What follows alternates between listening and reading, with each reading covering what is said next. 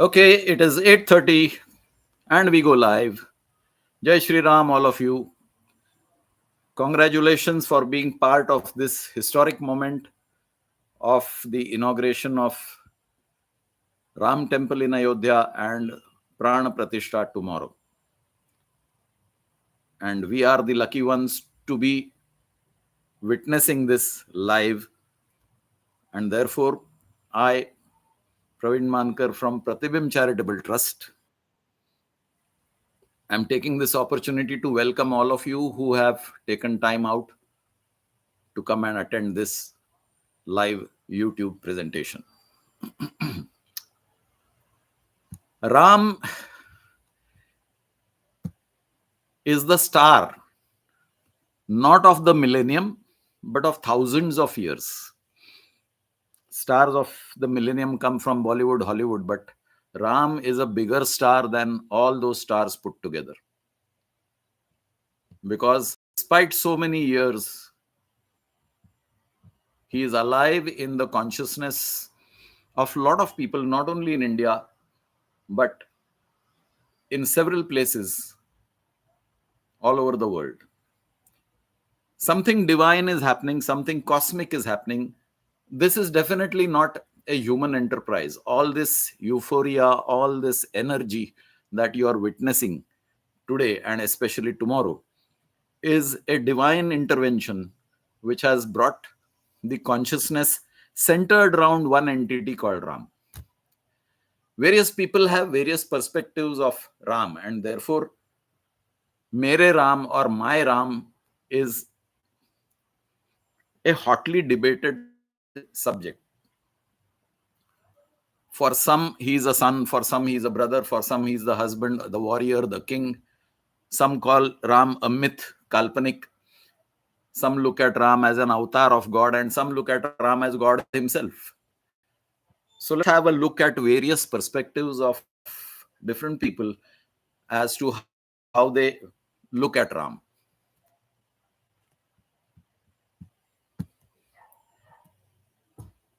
The obedient son. Here is a promise made by the father to one of his wives, and that promise happens to be a punishment to Ram, but not a word of complaint, no displeasure. Obediently, the son takes the command from the father, though it inconveniences him. He has to not only lose his kingdom, the throne, but he has to also banish himself into the woods. Now, there is an interesting story about this 14-year ka vanvas. In those days, there was a rule that if you are banished from the kingdom for 14 years, and if you don't occupy the throne for 14 years, then you can never become the king again. So the 14 years were divided into 9 plus 5. So the initial vanvas was 9 and then extended by 5. So it was not a declaration of 14 years directly, because that would prevent Ram from becoming the king again. So there was a little bit of adjustment done to accommodate Ram to become the king once he returns from his 14 years of vanvas. The 14 years were proposed by Kaikai, the stepmother. But the 9 plus 5 was proposed by advisors who said that once Ram comes back, he should not get disqualified. He should be the rightful heir to the throne. And therefore, the 14 became 9 plus 5. In today's era, a son would rebel. In certain dynasties, the son would imprison the father and occupy the throne. We have heard all these stories, but not Ram. Ram was the obedient son. Ram had respect. Ram had gratitude. And whatever the father says, he takes it as gospel truth. He takes it as a command. And he obeys him and goes away for the vanvas. He's also a caring brother, not only to Lakshman, who was injured during the battle, but also to Bharat, whom he insisted that he should occupy the throne and rule on his behalf for the 14 years that he wouldn't be there. It was also graceful on Bharat's part not to occupy the throne and instead keep the footwear of Ram as symbols that Ram is still occupying the throne, and he was a custodian of the kingship which rightfully belonged to Ram. But Ram, as a brother, was caring towards Lakshman, towards Shatrughan, towards Bharat. And he did not abandon them, or he did not use them the way modern man would use relations. Ram was also a devoted husband. Many people criticize Ram that he was unfair towards Sita, but that's not true. You go back in time, you look at the era, you look at Ayodhya, you look at Lanka, you look at the distance between Ayodhya and Lanka. And if you look at Panchvati to Sri Lanka, that also is quite a distance, because Sita was abducted by Ravan from Panchvati. Now, to travel all that distance in those days where there was no transportation, everything was foot, requires some sort of resolve, perseverance, a love for his wife, devotion towards the relationship. And therefore, he came across as a very devoted husband. He was a Yuvraj. He was a king to be. He had choice of selecting any other wife in the absence of the abducted wife. But he never took that option. He pursued the goal of getting his wife back and restoring her honor. He had no resources. He was in Vanvas. He was not a king when Sita was abducted. He collected the resources. So you see a lot of management skills. So collecting available resources from the environment, making them capable of becoming an army, and taking on an extremely powerful and an extremely accomplished opponent in the form of Ravan. There is another myth about Vanar Sena being a Sena of monkeys. Some research shows that Vananar, that means tribals who lived in the jungle, were actually human beings who were like Adivasis or tribals. And they were called in those days Vananar. Van matlab jungle, jungle mein rehne wala nar, yani manav. That is the Vananar. It got translated into Vanar or Bandar. But that will take us into a debate. So we don't want to go into debates today. That's one which has come to light. Some also criticized Ram for being an unfair husband. He made Sita go through the fire to prove her purity. It's not that he suspected her purity, but he had a dual role to play. He was on the one side a husband, and on the other side he was also the king of his subjects. And any disgruntlement in the subject is a matter of concern for the king. And he knew Sita's capability and purity, and that she would pass the test by fire. And therefore, he allowed her to do that test by fire. That was his confidence in his wife.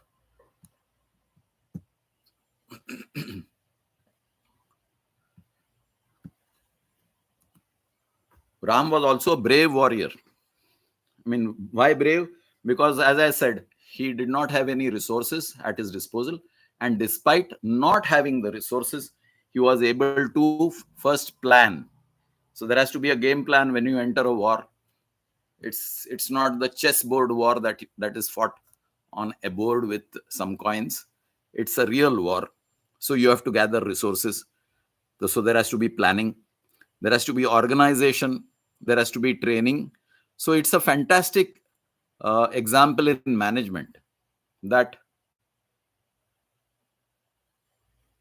you plan the activity, you organize the activity, you staff the activity. You have collected an army, so there is a staff, and then you have to establish the hierarchy, the workers, the managers, the presidents, the vice presidents. All that hierarchy was established. The line of command was established. People were suitably trained and equipped, and then you proceed to take on a fantastic enemy.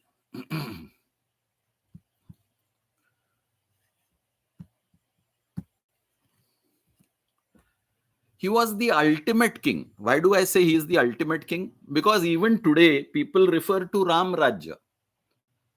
Ram Rajya is the epitome of good governance. So, many years have passed, a lot of kings came into existence, a lot of dynasties came into existence, but the benchmark is Ram Rajya, and therefore he is the ultimate king. There was peace, there was prosperity, there was opportunity for everybody, and therefore, as a king, he was revered, he was loved by his subjects. Many people say Ram is a myth, and therefore Ramayana is mythology, Mahabharata is mythology. Now, this is typically the creation of invaders, particularly the British, who were not happy that there is a country with the so-called nomads or illiterate people who have a lifestyle which is far superior to them, who have texts, who have books, who have universities, who have educational abilities, which were much superior to the British. They realized that if India has to be defeated, the education system has to be defeated. And therefore, they started spreading things like all the texts, scriptures of India are mythologic. They are not truths, they are based on imagination. And that's how the things got distorted. And it persisted for a number of years till the memory from generations of the truth got wiped out. But fortunately, there is a law in the universe that the truth always surfaces. And that's why you are seeing a resurgence of Ram in the psyche of the Indian public.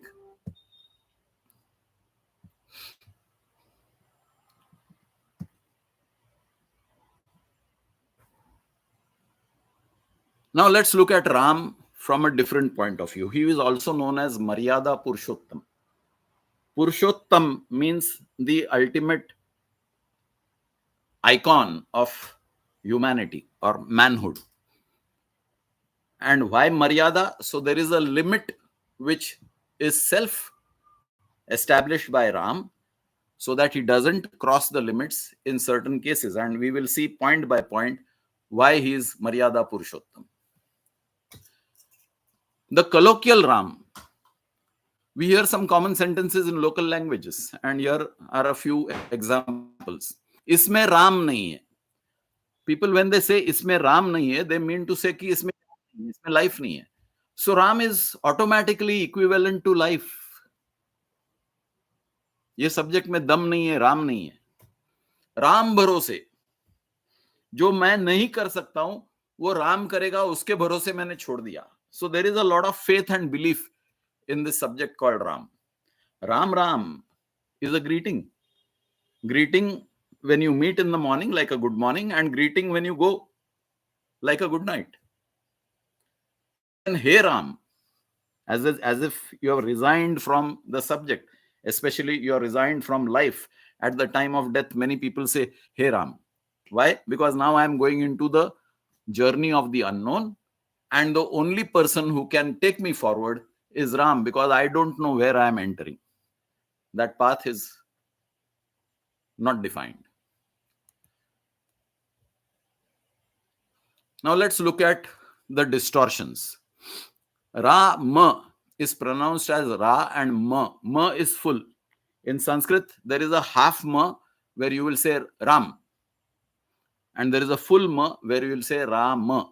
Therefore, the A in English added to the M is emphasizing the full Ma. Unfortunately, when the A is added to the letter, it becomes A, and therefore it became Rama. The original Sanskrit word is Ram. Ram is a verb which means to be engrossed in. Ramaman means I got engrossed. Or Ramaniya is a drushya, is a sight in which I can get engrossed. So these words come from the root verb, which is Ram. In every living being, there is prana. You and I are alive because there is prana energy inside you and me. If this prana energy vanishes, you and I cease to exist. When my consciousness gets engrossed, Ramaman, in my prana energy, And this is the difficulty with most of us, because we are engrossed in human enterprise. We are engrossed in our studies, we are engrossed in our food, we are engrossed in our family, we are engrossed in our work, we are engrossed in our entertainment, we are engrossed in all human enterprise. And therefore we have no time to get engrossed in that energy that keeps us alive, the prana shakti. But suppose by chance you get engrossed in your prana shakti, and there are very few human beings in the history of mankind who did get engrossed in that energy, then you tune into the Ram inside you. Then the Ram starts acting through you. Then your speech, your behavior, your actions, everything is godlike.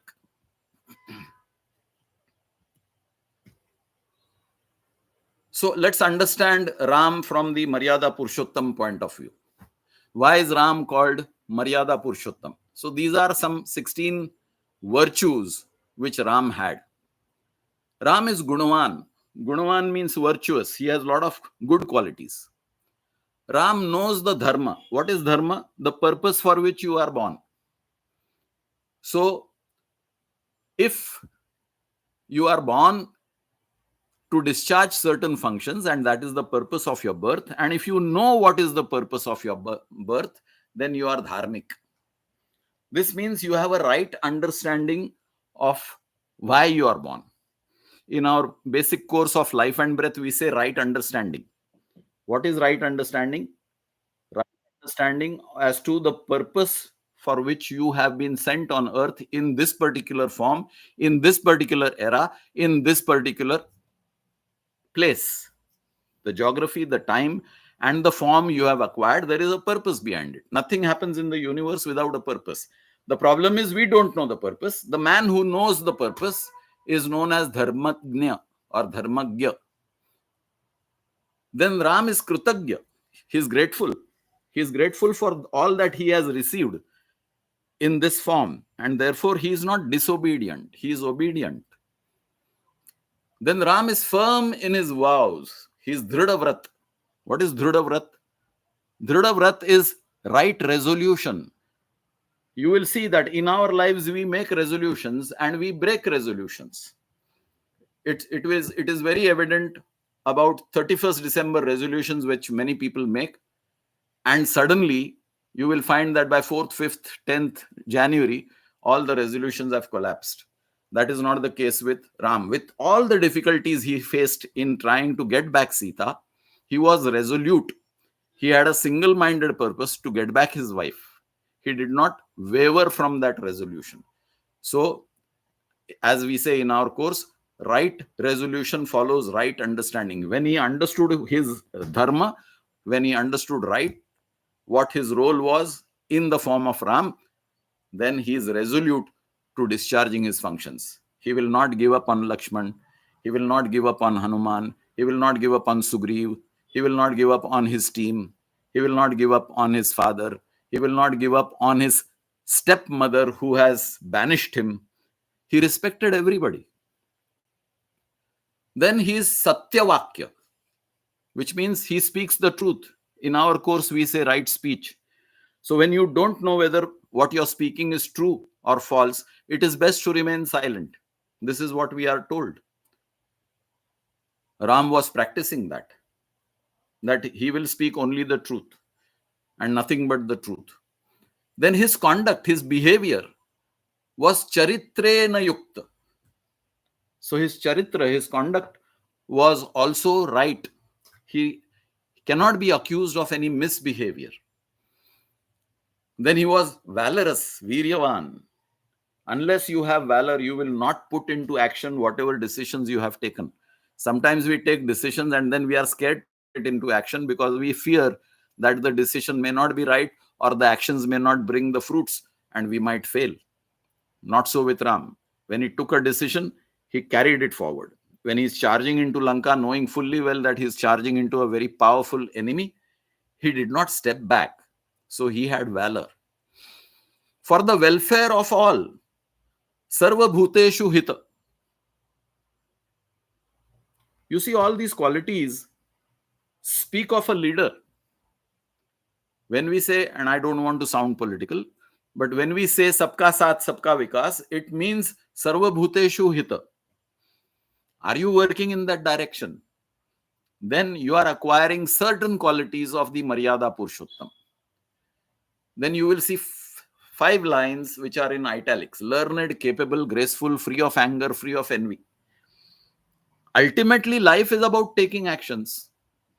And when you take actions which are knowledgeable, which come from your learnings, when you are capable of taking the actions, when you are graceful in accepting the results, even when the results are not palatable, when you don't express anger in face of disappointments, when you are not jealous of somebody else's success, then you have understood the right way of living.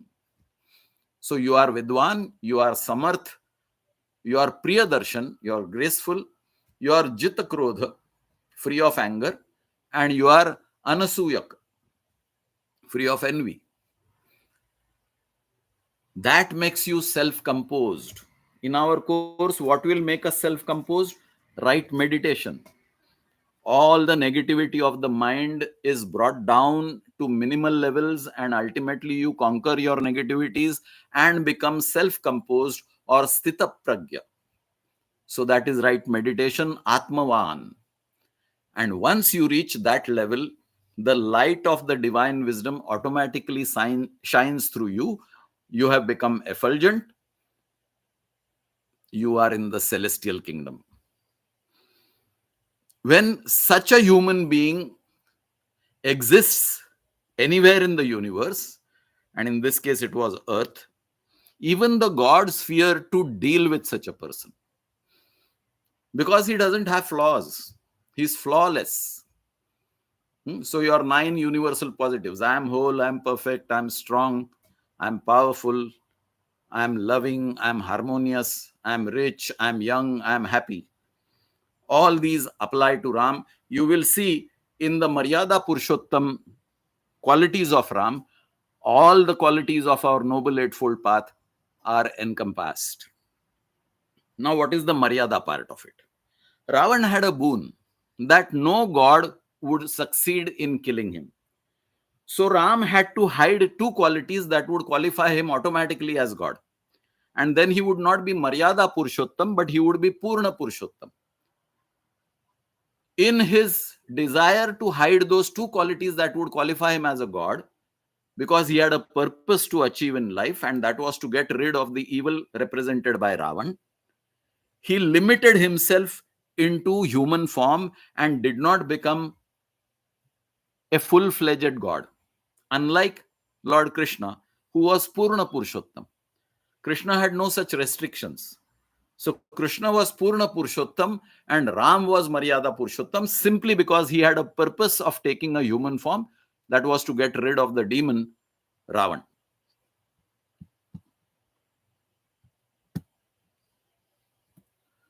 Now let us look at what is going to happen tomorrow. There is going to be Prana Pratishta in a murti that has been carved out of a black stone specially brought from Nepal. And there are various parameters that are specified in many of the social media and the mainstream media. What is the length, what is the width, what is the weight, and so on and so forth.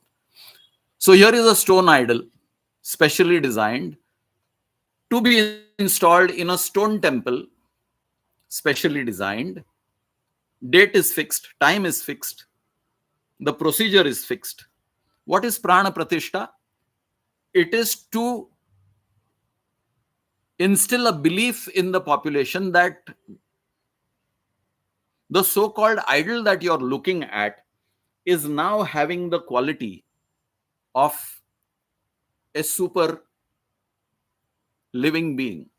In this case, it is Ram. Why this is necessary? Because human beings have wavering concentration. When you keep an idol in front of their eyes, then their eyes concentrate on that. When you chant some mantras, shlokas, bhajans, your ears are concentrating. So a chanchal man of the human being, to be brought into control, an object of concentration is necessary, and that is why this murti and this prana pratishtha and this sacred place called the temple. So both the temple and the idol are for the people who are unable to concentrate on a vague subject, an intangible subject, a vibration or an energy known as God. Now, this is as far as the stone temple and the stone idol is concerned. But let's go to the temple of the living God. We are very careful in how we approach this stone idol. We go with very pious feelings. We go with a lot of reverence. We go carefully picking up things of choice, the prasad, the agarbattis, the diyas, the flowers, all those things we collect very carefully. None of these items are titillating to the senses. We are fond of items that titillate our senses. एकदम तीखा भेल बनाओ भैया जी, एकदम गर्मा गर्म पकोड़े दे दो. When we consume things, we are not so careful about what we are consuming, but we are extremely careful, extremely reverent towards the stone idol and the stone temple. Now, here is something for you to look. Your body is a temple in which there is prana. Prana is equivalent to Rama. Prana, because the prana is there, you are alive. If prana vanishes, you no longer exist in the name and form that you are carrying today. But we are not careful about this idol residing inside this living temple, our body. So the temple which is made of stone, the idol which is made of stone, and the feelings that you have towards the stone idol and the stone temple, the feeling of reverence, if you can translate that into feeling of reverence towards your own body and your own prana shakti, your whole life will get transformed as of Rama. You will also have the capability of becoming Maryada Purushottam. So here is a small composition about Ram, titled Jai Shri Ram. 5 ज्ञानेंद्रियों से किया संग, 5 ज्ञानेंद्रियों से किया संग, 5 कर्मेंद्रियों के बेकाबू रंग, दशरथ के हुए सारे सपने भंग, वनवासी राम को देखकर दंग. It was Dashrath's promise to Kaikeyi, 2 boons that sent Ram for 14 years of Vanvas for no fault of Ram. Dashrath had dreamt that Ram would occupy the throne and rule Ayodhya, and that sapna was bhang because his Gyanendriya, the 5 sense organs, and his Karmendriya, the organs of expression, were not in his control. They were in the control of his second wife, Kaikeyi, or third wife.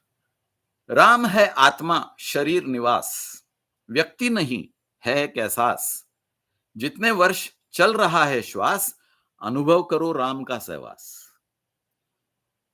So Ram is inside you. Your body is the temple. Sharir hai nivas. Ramaman. Ramaman means nivasi. Let Ram be resident in your body and you be conscious that he is resident. अनुभव करो राम का सहवास. राम है आत्मा शरीर निवास, व्यक्ति नहीं है एक एहसास, जितने वर्ष चल रहा है श्वास, अनुभव करो राम का सहवास. The breath that you take enables you to live. With every breath, be conscious that your breath is functioning because of that prana shakti inside you. The day that prana shakti decides to ditch you, your breathing stops. So whenever you breathe, think in terms of Jai Shri Ram. जीवन सताएगा Dashanan. The 10 negativities that trouble most of the people: काम, lust, क्रोध, anger, मोह, desire, लोभ, greed, मद, घमंड, मत्सर, jealousy, fear, sorrow, absence of gratitude. So 10 negatives are constantly hounding us. विचलित होगा कमजोर मन. The weak mind gets affected. by these negatives. Dhairya evam nischay hi aisa dhan. If you have courage and if you have willpower, then these are the two instruments that are the most precious wealth that you can acquire. So cultivate courage, cultivate willpower. कष्ट से मुक्त कर देगा ये तन. All the troubles of your existence in this physical body will vanish. When I say they will vanish, it doesn't mean you will not be troubled. You will acquire an elevated threshold of tolerating the difficulties that come to you in life. Look at Ram's life. There were difficulties and difficulties and difficulties one after the other. Ram never got deterred. Ram never got despondent. Ram never gave up. He faced each difficulty with equanimity. And that is the quality which you will all. जब बिगड़ने लगे सारे काम, करना कभी आराम. जब बिगड़ने लगे सारे काम, तब न करना कभी आराम. That's not the time to take rest. That's the time to be in action. और जपो केवल एक ही नाम, भक्ति से बोलो जय Shri Ram. So this is a small presentation from Pratibim Charitable Trust on your behalf for this momentous occasion of Prana Pratishtapana tomorrow in Ayodhya. Thank you all of you for joining in large numbers. Thank you for this encouragement. Jai Shri Ram.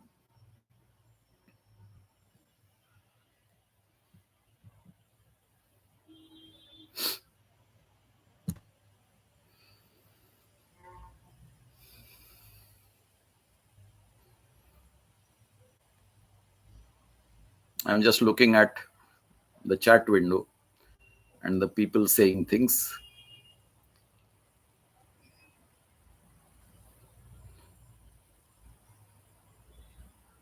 I'm here for the next 5 minutes. If you want to ask something, please feel free.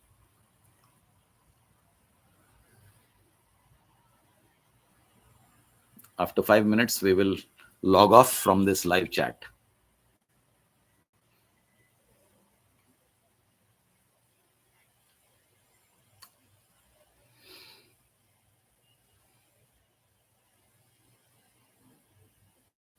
Thank you, all of you.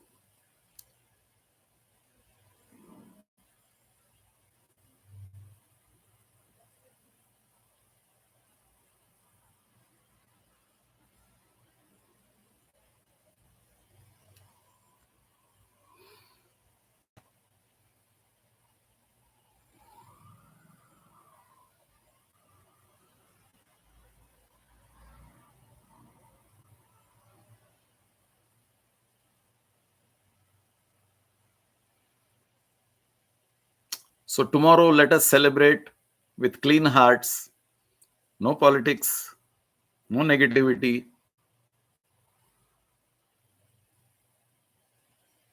just pure joy. And be proud that our Indian culture is coming back.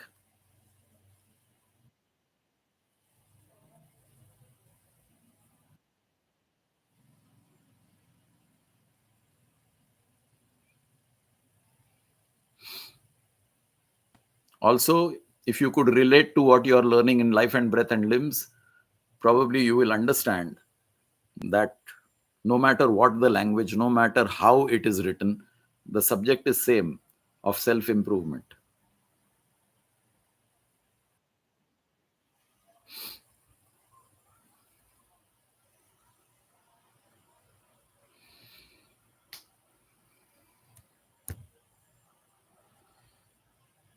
And we will be meeting in the class. We are also on the WhatsApp group. So if any further continuation you want on the subject, we can always discuss. This video will be saved on YouTube. So those who have not attended live, they can always see it later on.